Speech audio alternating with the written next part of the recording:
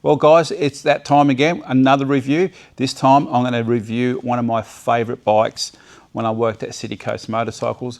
I'm sure some of you guys can guess already what I'm going to test ride, so let's go get it and do a little video and review. See yous.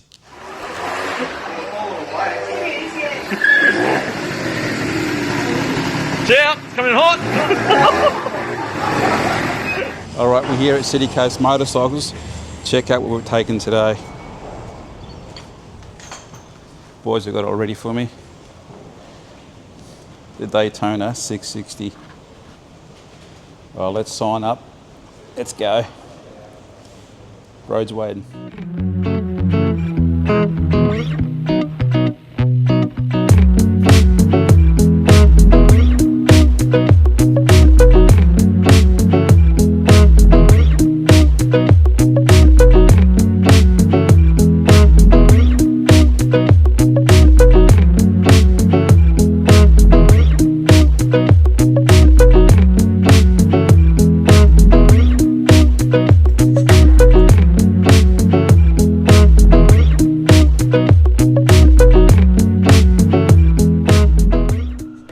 Alright, let's go. Ready to go. Just going to go Mount Keira. That's cool. It's a, that's an ex-cop bike. Alright. That'd be cool to ride, eh? Everyone would just split when they saw you in the rear vision mirror. I'm out of here. Whoa, what's that? ADHD. Gotta check it out, don't I? Wow.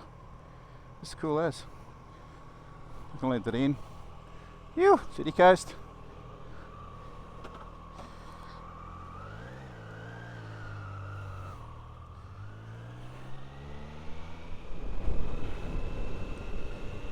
Should have done my mirrors before I left. Alright, so this is the Daytona 660, and look, let's call for what it is. It's a basically Trident 660 with fairings on it. When I say basically, it's not exactly the same. The frame, the swing arm, the wheels I believe are the same, but there's changes in the suspension, there's changes in the engine.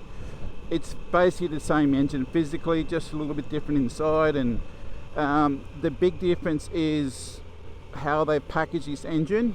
So it's more of a sport bike feel compared to the Trident, and this has got a triple throttle body for more response, and compared to the Trident, the single throttle body.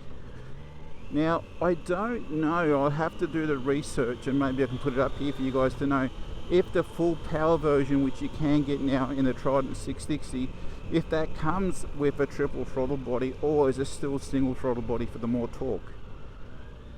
Now I've ridden one of these, a full power version.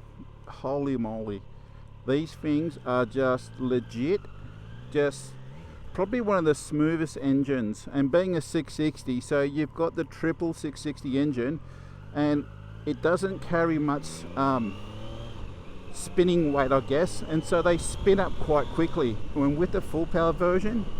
So this is the lamp, so it tapers off, but when you look at the facts and figures, I may even put it here, lambs compared to full power, there's not much difference, and I believe they got pretty much the same torque. And so the full power version just gives you oomph as you go past the wall.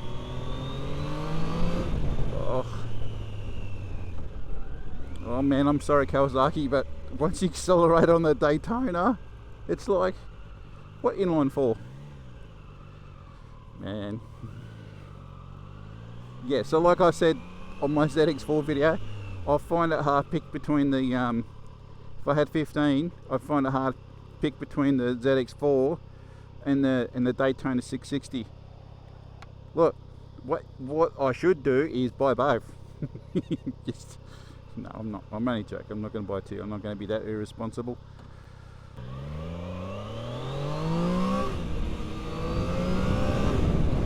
Oh, that's so nice. Stop recording. Alright, we're on our way up Mount Keira. I believe we end up on that top of the hill, I think.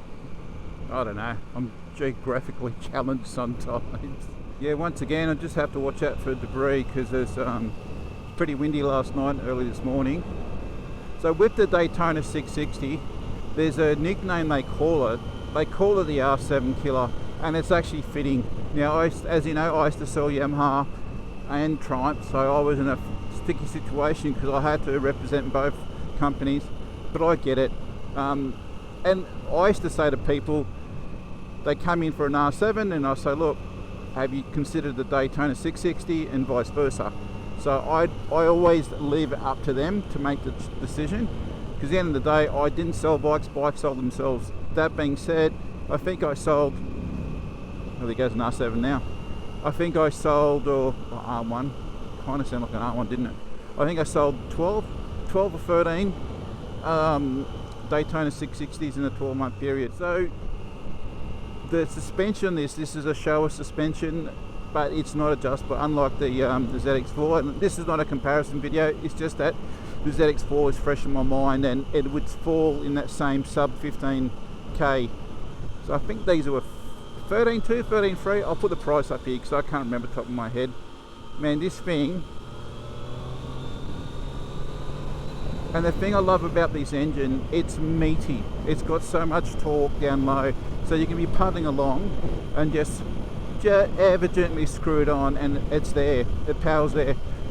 I wouldn't recommend this for, you know, this is a Lambs one I'm riding. The first time I rode one, I actually came back and checked the paperwork and went, Triumph has sent us the wrong bike. They've sent us a full power version. No, it was Lambs. Since that day, I've ridden a lot of them, and then I rode a full power version 660. Holy dooly, that was a weapon. Like, if you're looking at something like this, I would strongly suggest just getting the Lambs version, just for the resale fact, because one day if you want to sell it, you've got more chance of selling the 660 as a Lambs bike than a full power version, because it's a funny size. When people are able to ride a full power version, they seem to no, I need 1,000. Not that you need it, you want it. I've only met a handful of people during my lifetime as being involved in the motorcycle industry that can actually ride a 1000cc to the potential, you know, whether being on the track or on the road. So whoa, listen to that triple just sing. No, I can give this a bit more berries. It's got like nearly 700 k's, so you know, I'm not going to rev it to the max. You don't need to with the triple. It's got so much torque down low, and it's being a Lambs, it's restricted anyway. It gets a certain RPM, it just doesn't fall flat, but it just plateaus and it doesn't pull anymore. But you upshift early and you use the torque to drive it out. I do know you can unlock them, all that sort of stuff, and you know, you put a Van Diemen exhaust on it, it sounds so good. So there's ways around that, but just bear in mind, if you're a learner or P-plate rider and you do de-restrict your bike and have an accident, and like, let's be dramatic for a second, if you kill someone or put someone in a life-changing situation where they're forever in a wheelchair or whatever, the insurance company will discover that your bike is no longer Lambs, therefore you're not insured. You're gone. Like, it's not something worth the risk.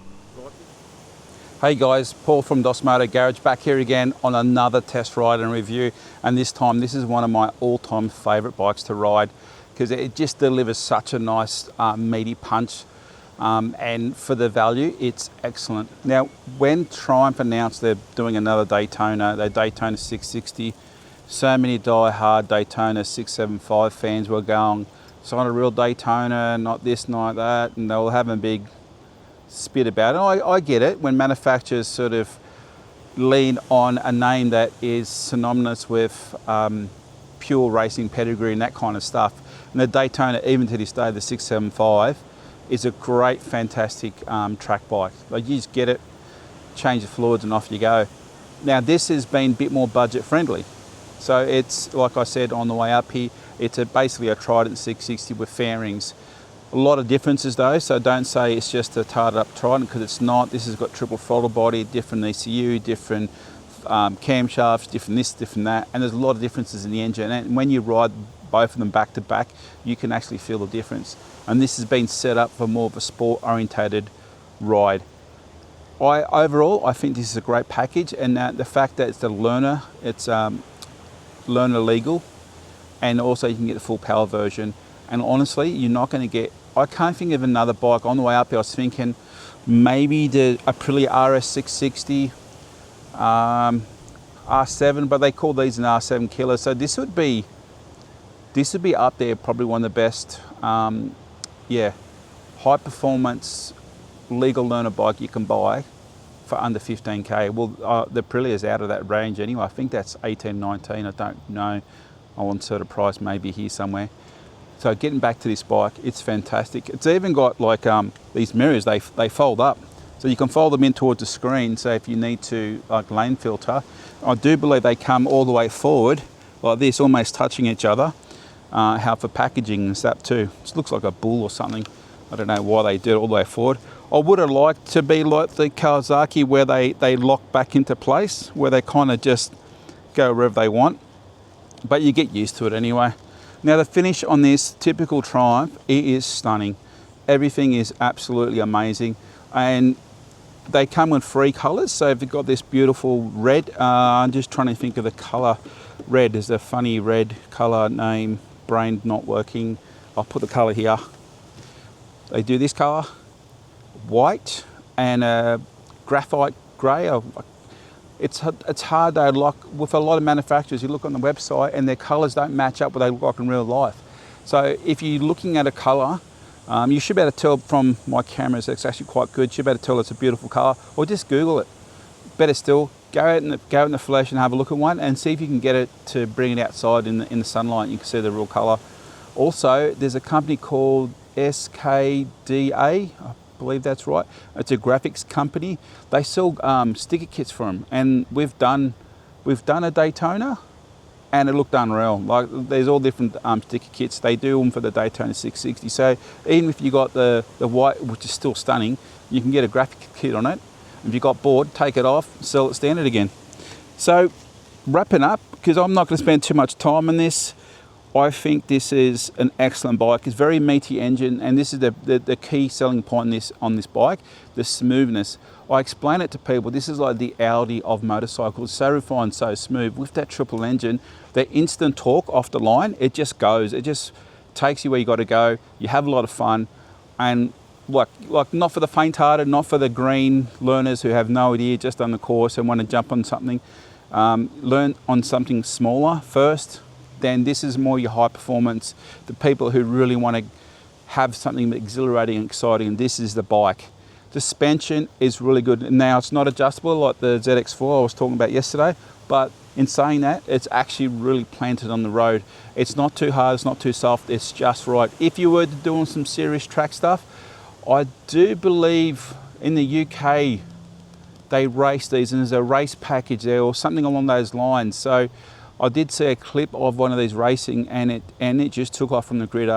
It was gone from the other one. It was like a 600 Super Twin something Cup or something over in the UK, and yeah, Triumph had a Daytona 660 in it, and see you later, gone. That's it, guys. Look, thanks very much to the team at City Coast Motorcycles, Aaron and Brett, for letting me take the bike. I just rocked up, forgot to call them, that's my bad. But anyway, yeah, and Derek wasn't there. But yeah, go see the guys and girls at City Coast in Wollongong, Keira Street. I'll put their details here, phone number, and we'll go from there. All right, enjoy this little. Should I put the montage here? I don't know. Nah. All right. Oh, that sound.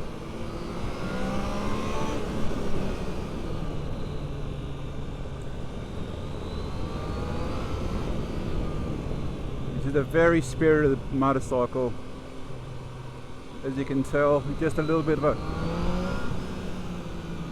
She wants to go. And even the tyres that come with this standard Road 5s, I believe, 6s. I'll check it up and fix the edit. One of the two. Really good tyres. I'm a Pirelli man myself, but that's just my own preference. The brakes on this are spot on. Get a nice roof.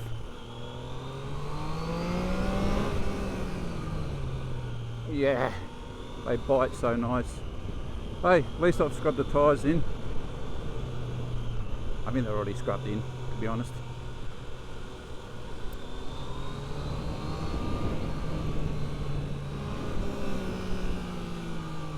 Just flicks so nice.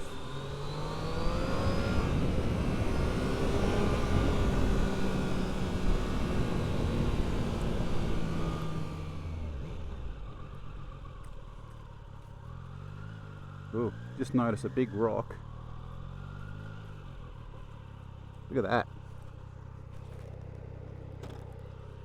That's going to trip someone up. Imagine hitting that, coming around and hitting this rock. All that. Woo-hoo. That'll send you. But a bloody good Samaritan has messed up my corner. I'm going to do it again.